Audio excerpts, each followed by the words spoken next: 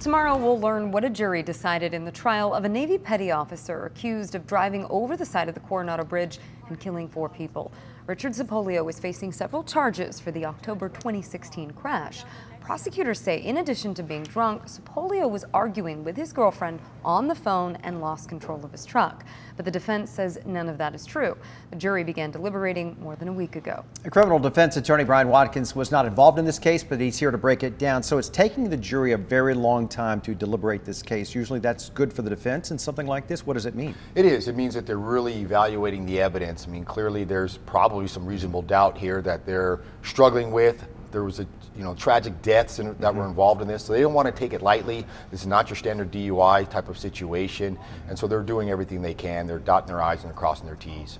And we saw Sepolio take the stand in this case. How do you think that is going to play out, if you had to speculate? Well, I think he did very well, and the bottom line here is the prosecution doesn't have a lot of evidence. I mean, his BAC was very low.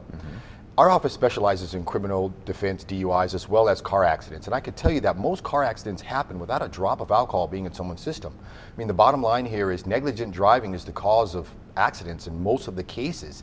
And it seems like that's the case in this case because his BAC was under the legal limit.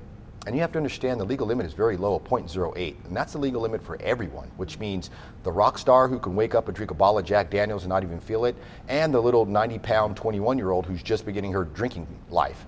So that's 0.08 for everyone. His BAC was under that level, and yet, he's a petty officer. He was a big guy, over 200 pounds. Alcohol metabolizes differently for different people.